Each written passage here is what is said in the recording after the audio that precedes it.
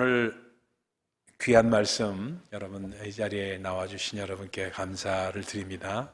오늘 참 귀한 말씀이 돼서 매주마다 매주 토요일마다 귀한 말씀이지만 오늘도 또한 귀한 말씀입니다. 이 말씀은 특별히 제가 많이 기억하는 것이 우리 박정인 권사님의 아버님이 이제 목사님이셨는데 그 목사님이 가장 좋아하는 말씀이면서 자손들에게 그 말씀을 이렇게 항상 평상시에 주셨다는 그런 말씀입니다. 그래서 그 박정인 권사님의 그 남동생 되시는 분이 이제 그 박정찬 감독님이 계시는데 그분이 액자를 이렇게 딱 보여주시면서 저한테 이렇게 하는 시간을 가졌어요. 그래서 보여주시면서 이게 아버님 유훈이다. 아버님 유훈에서 너희 안에 이 마음을 품으라. 이거는 이 마음은 곧 예수 그리스도의 마음이니 그는 하나님의 본체이시나 하나님과 동등됨을 취하지 아니하시고 자기를 비워 종의 형상을 입었다. 이 말씀을 쭉 해가지고 너희 안에 이 마음을 품으라. 곧 그리스도 예수의 마음이니 여기까지 잘라가지고 액자를 만들어서 이렇게 보여주시는 것을 제가 보면서 참 많은 감동과 감화를 이렇게 받은 적이 있어요. 그래서 이 말씀이 참 우리에게 시사하는 바가 크고 너무나도 귀한 말씀이 돼서 조심스러운 말씀입니다. 그런데 이 말씀의 스토리는 사도 바울의 저는 항상 그렇습니다. 묵상할 때 여러분들도 그런 테크닉을 좀 이렇게 취해 보시기를 바라요. 뭐냐면 어떤 말씀을 이렇게 보면서 꼭 그 말씀을 하신 사도 바울이나 또는 어떤 다른 사도나 이런 분들의 그 상황 가운데 들어가서 그래서 비대어죠. 들어가서 그 말씀이 나오게 된 배경을 다시 리컨스트럭션 하는 겁니다. 재구성을 하는 겁니다. 재구성해서 왜 어떤 상황에서 이 말씀이 나왔는가 그리고 이 말씀을 어떻게 우리에게 적용되는가 이거를 전체적으로 시간이 오래 걸리죠 조금. 그 묵상을 하게 되면은 배경을 보니까 그거를 정말 그 컨텍스트를 보는 겁니다. 그러면 그것이 아주 완전하게 우리 삶 가운데 이루어지는데 이 하나하나 프로세스가 이루어지게 됩니다. 우리 묵상 세미나 할 때도 한번 제가 말씀을 드렸던 기억이 있는데 하여튼 어쨌건 간에 그렇습니다. 그러다 보니까 사도 바울이 왜 이 말씀을 하셨을까? 왜라는 질문이 중요합니다. 근데 이 빌립보 교회를 보니까 빌립보 교회의 문제를 사도 바울에게 전하는데 거기에 두 집사가 있었는데 아주 스트롱하신 분들이에요. 두 분 다. 그렇죠? 스트롱하신 분들 유오디아 집사와 순두계 집사입니다. 유오디아 여집사와 순두계 여집사가 있는데 루디아 집사는 그 교회의 이제 창립자로서 뒤에 이제 그러니까 원로 장로로 이렇게 뒤에 이제 딱 있으시고 한참 열심히 하는 그 두 여집사가 부딪히는 거라. 서는 누가 잘나니 하면 싸우는 거예요. 그 교회가 그래서 어지럽습니다 하고 이제 편지를 보내니까 로마 감옥소에 있었던 사도 바울이 이 문제를 어떻게 해결하면 좋을까 하고 무릎 꿇고 하나님 이 마음을 어떻게 전하면 되겠습니까 하고 예수님께 기도를 하니까 주님께서 이 마음 너희 안에 이 마음을 품으라 이 말씀을 주신 거예요. 너희 안에 이 마음을 품으라 이는 곧 그리스도 예수의 마음이니 그는 하나님과 동등됨을 취하지 않으신 하나님의 본체이시지만 동등됨을 취하지 않으셨다 하면서 자기 스스로 낮추시는 그 모양 해가지고 거기서 나온 것이 emptying이라는 단어입니다. empty라는 게 이제 빈 곳 이런 뜻이죠. 근데 그걸 명사형으로 emptying 해가지고 ing를 붙여가지고 empty 비우는 겁니다. 내가 비울 때 주님께서 채워지시는 역사가 있다는 것을 알려주시면서 순두기 집사, 유오디아 집사 너희 마음에 이 마음을 품어 이는 그리스도 예수의 마음인데 그분께서 어떤 마음이셨어? 그분은 하나님의 본체이시지만 하나님의 형상이시고 그분 하나님이시지만 하나님과 동등됨을 취하지 않고 자기를 비워서 종의 형상으로 오셨고 그것이 바로 육체의 모습으로 오신 분이셔. 그러다 보니까 나중에 결국 하나님께서 이렇게 하는 걸 보고 그분을 영광을 주시고 그러니까 비움이 있으면 반드시 채움이 있고 높이시고 glorify 하는 과정이, 그래서 영광되게 하시는 것은 하나님께서 하신다는 것을 이 말씀을 통해서 하신 겁니다. 자, 그렇다면 말입니다. 우리가 참 생각을 꼭 해봐야 될 게 있어요. 재밌는 얘기 좀 하면서 할게요. 좀 오래 얘기해도 되죠? 그렇죠? 재밌는 얘기, 일본 사람이 3사람이 모이면은 이 사람들은 회사를 한답니다. 그렇죠? 일본 사람이 3사람이 모이면 회사를 꼭 한대요. 중국 사람이 3사람이 모이면 꼭 식당을 하고, 식당이 그래서 차이니스 레스토랑이 그렇게 많죠? 한국 사람이 3사람이 모이면 교회를 합니다. 그렇죠? 그게 옛날에 우리가 많이 알던 조크예요. 그래서 우리 한국 사람들은 3사람이 모이면 교회를 하니까, 근데 이 교회가 잘 나가면 좋은데, 가다가 보면 쪼개진다 이거예요. 쪼개진단 말이에요. 그래서 쪼개지다 보니까 이것을 어떻게 하면 쪼개지지 않게 할 수 있는가 하는 것, 유오디아 집사와 순두기 집사한테 주시는 말씀, 우리에게 주시는 말씀이에요. 그러면서 주시는 말씀이 어떤 냐, 내 마음을 비우는 자세가 계속 이루어져야 된다 하는 말씀이에요. 여러분, 우리 잘 아는 레리 킹이라고 있죠. 레리 킹. 톡쇼의 제왕이라고 했던, 이제 은퇴를 하셨지만 레리 킹 쇼도 하고 그랬죠. 레리 킹이 수많은 인터뷰를 했습니다. 너무나도 많은 인터뷰를 했어요. 그래서 그 인터뷰를 그렇게 많이 했는데, 당신이 레리 킹, 미스터 킹, if you have a chance, who do you want to interview with? 정말로 당신한테 기회가 주어진다면 이제 당신이 하지 않은 사람 중에서 누구와 인터뷰를 꼭 3개의 인터뷰를 한번 해보시겠습니까? 하고 얘기하니까 다 without any hesitation, I want to interview Jesus Christ 한 거예요. 예수 그리스도와 인터뷰를 하고 싶다 하고 대답을 한 거예요. 레리 킹이. 그러니까 What kind of question do you want to ask him? 그러면 어떤 질문을 먼저 예수 그리스도께 하시게 되냐? 그랬더니 so many questions, 많은 질문들인데 그중에 first question that I want to ask, 제일 먼저 내가 질문할 것이, 당신은 정말로 동정녀에게 나 태어났어? 이 질문을 하고 싶대요. 그 사람은 크리스천이 아니니까, 레리 킹이. 그러니까 그 질문을 하고 싶다고 그렇게 그분이 답을 한 것을 제가 기사를 옛날에 본 적이 있습니다. 근데 그와 똑같은 사람이 한 사람이 있었어요. 콜롬비아 대학의 교수였는데, 이분이 동정녀에게 태어나신, 그리고 이 땅에 오신 이 오늘 빌립보서 2장 5절의 말씀, 그분이 이 땅에 와서 자기 하나님과 본체이시지만 정말 하나님과 동등됨을 취하지 않고 종의 형상을 입어 육신을 입고 왔다. 인카네이션 아닙니까? 이게 성육신 아니에요? 성육신에 대한 게 이게 믿어지지 않으니까 그 다음에 신앙이 제대로 나가지는 않는 콜롬비아 대학 교수가 있었습니다. 근데 부인은 그렇게 또 열심히 믿어. 그렇게 또 열심히 믿어. 애 데리고 가서 교회 가서 예배 드리고. 어디 살았냐면 커네티컷에 살았어요. 커네티컷에. 근데 어느 날이었습니다. 어느 날 아주 눈이 많이 온 아주 심각한 날이었습니다. 그러니까 그 눈 오니까 부인한테 교회 가지 말라고 막 아침부터 싸운 거예요. 가다가 사고 나면 어떡하냐고, 가지 말라고 싸웠는데 이 사람이 부득불 나는 오늘 교회 가야 된다고 한 거예요. 애를 데리고. 그러니까 집에 혼자 남은 거예요. 이 사람이 남아가지고 이러고 있는데 리빙룸에서 이제 파이프 담배를 탁 피면서 그러고 앉아있는데 똑똑 누가 뜨대요. 이 사람이 키를 안 가져갔나? 그래서 문을 열었더니 아무도 없어. 똑똑하고 노크 소리가 또 오는 거예요. 계속 2번, 3번을 반복하고 나니까 이게 어디서 소리가 나는데, 노크 소리가 나는데 이게 이상해서 보니까, 리빙룸에서 또 보니까 여기 리빙룸에 윈도우가 딱 있는데, 도어가 페리오 도어 있잖아요. 페리오 도어라고 그러죠. 이거 그 백야드로 나가는 도어. 거기에 맨 위쪽 구석에서 새가 부리로 똑똑똑 두들기고 있는 거예요. 두들기고 있어요. 그래서 그러니까 눈을 피해가지고 처마에 들어가가지고 거기서 똑똑 이거 두들기고 있는 거예요. 제가 들어오려고 그러는데 유리로 막혀 있으니까. 그러니까 마음 가운데 안타까운 마음이 들어가지고 문을 열어준 거예요. 문을 열어줬는데 안 들어와, 새가 안 들어오니까 이 브룸을 가지고 가라지에 가가지고 브룸을 가져가지고 이렇게 들어오라고 이렇게 한 거예요. 그러니까 새가 쨍하면서 날아가고 도망을 가는 거예요. 새가 들어오겠습니까? 안 들어오지. 그러니까 그때 다 깨달음이 왔어요. If I were a bird, I would have talked to the bird to come in.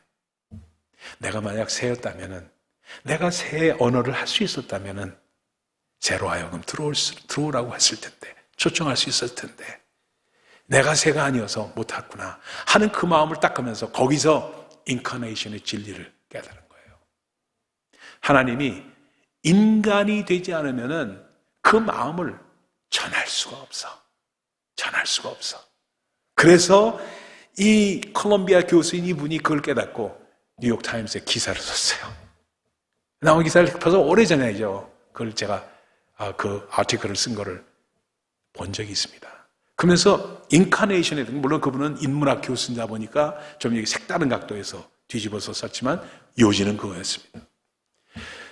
우리가 생각할 때 정말로 중요한 것이 무엇이냐? 우리 주님께서는 정말 모든 것이 가능하신 분이시고 모든 것이 정말 영존하신 그분이신데 스스로 계신 자인데 육신을 입고 왔다는 이 놀라운 진리가 기가 막힌 거예요.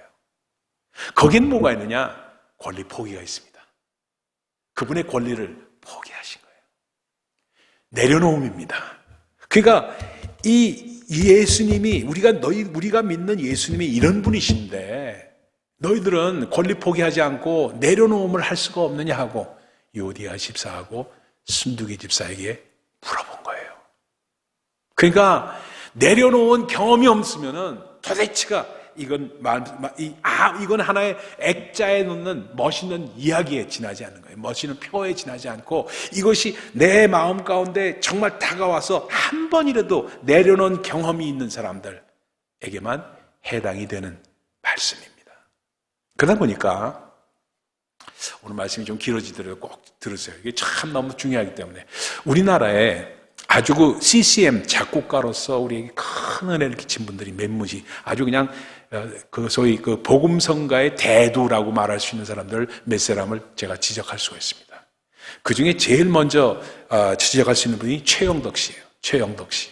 여러분 아시죠? 최영덕 씨가. 그분 한번 기회가 되면 한번 모셔서 우리 교회 간증 집회도 좀 하고 싶은 그런 마음이 드시는 분이에요. 1960년생이니까 나이가 많지도 않아요. 그렇죠? 62살이나 벌써 꽤 됐네요. 그래서 60년생 맞아요. 근데 이분이 하나님 한 번도 나를 실망시킨 적 없으시고 그 찬양 뒤러나 걸어라 이거 수많은 곡을 작곡하신 분이에요. 그러면서 간증 집회를 그렇게 많이 다녔어요. 그래서 주로 젊었을 때는 연세대학 또 서울대학 이런 데 크리스천 집회 이렇게 만들어 가지고 그런 데도 갔던 그런 분이 있었어요.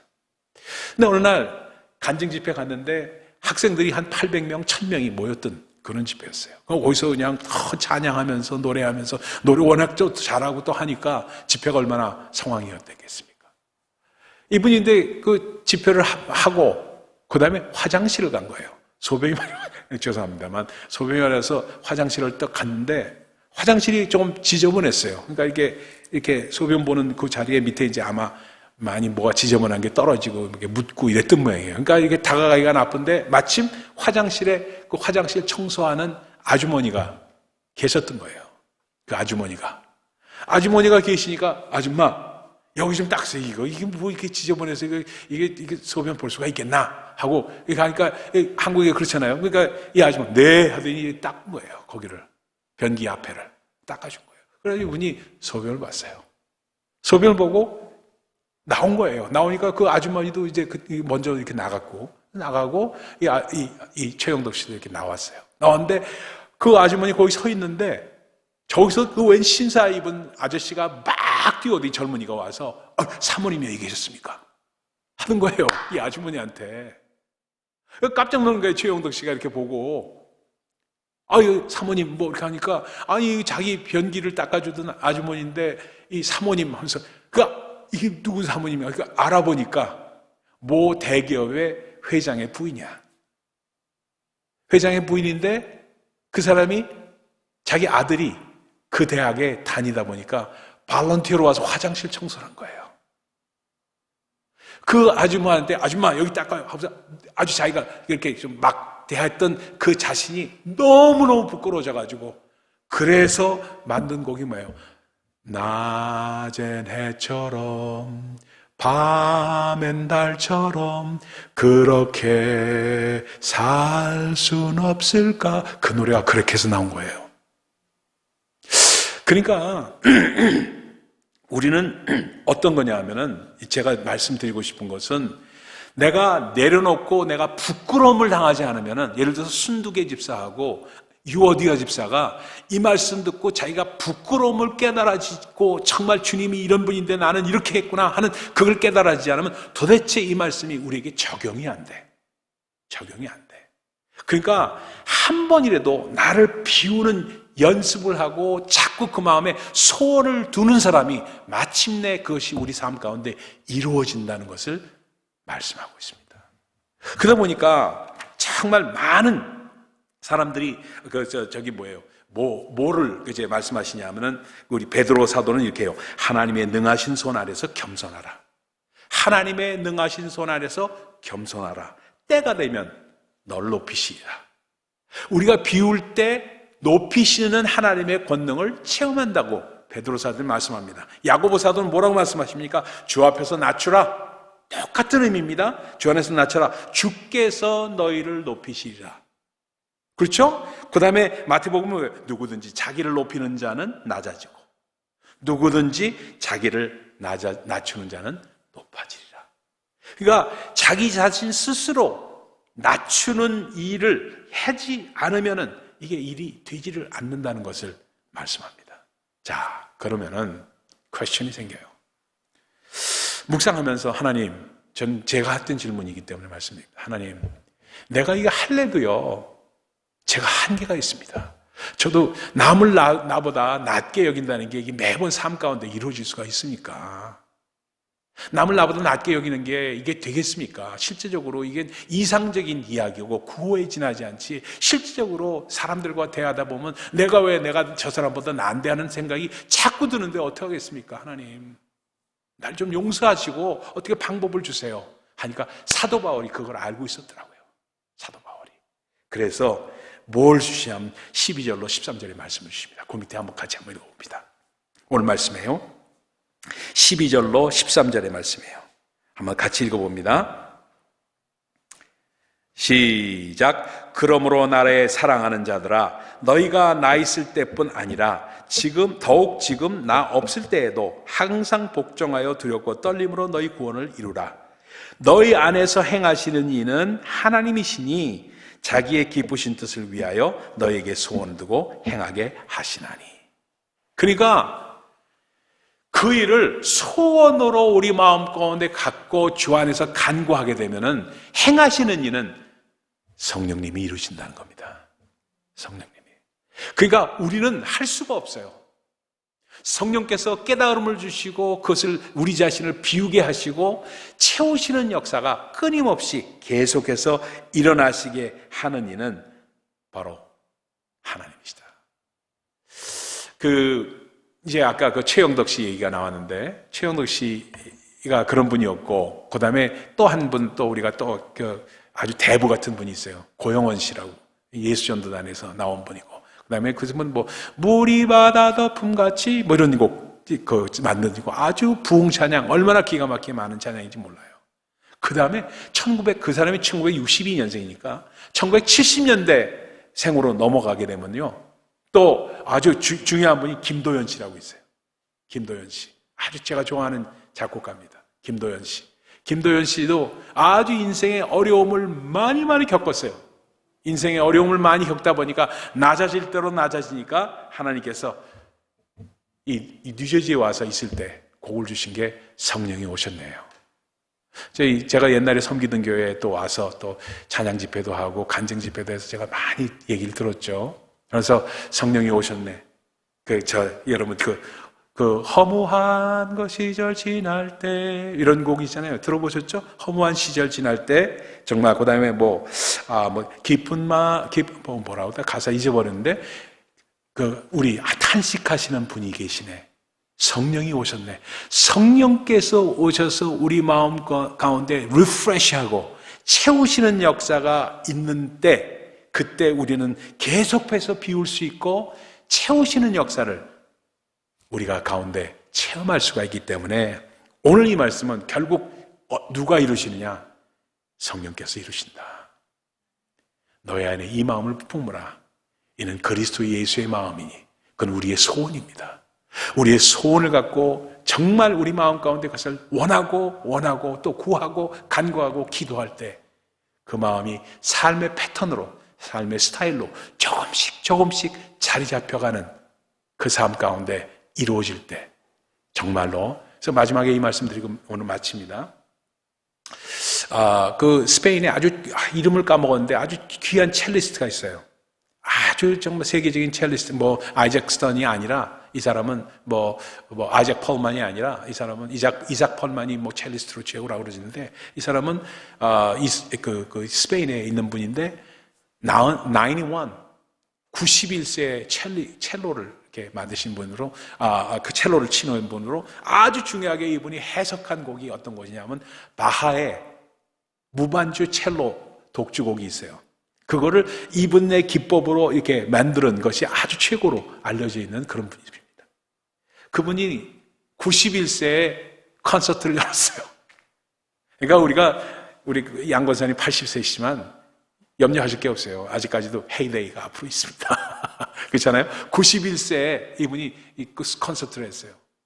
그랬더니 기자가 물었습니다.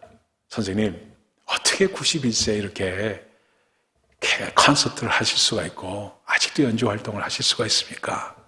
그러니까 네, 간단합니다. 저는 앞으로도 더 나아질 수 있다는 걸 생각하기 때문에 합니다. 그랬어요. 더 앞으로 나아질 수 있다고 알기 때문에 한다는 거예요. 신앙생활이 그렇습니다. 좌절할 필요가 없어요. 우리가 정말 마음 가운데 자책감을 가질 필요도 없어요. 우리가 못하는 거는 못하는 대로, 할 수 있는 거는 할 수 있는 대로 하는 겁니다. 그러나 소원을 마음 가운데 갖는 겁니다. 네 안에 이 마음을 품으라. 이는 곧 그리스도 예수의 마음이니 그는 하나님의 본체이시지만 하나님과 동등됨을 취하지 않으시고 종의 형상을 입으시고 우리와 같은 육신을 입으시고 이 땅에 오셨으니 그분, 그 마음을 품게 해달라고 간구하면서 기도하면서 나아갈 때 내일은 더 낫고 모레는 더 낫다는 그 마음을 가질 때 우리의 삶의 패턴이 바뀐다는 사실 꼭 기억하시면서 성령을 의지하시는 우리 모두 되시기를 예수 그리스도 이름으로 축원드립니다. 기도하겠습니다.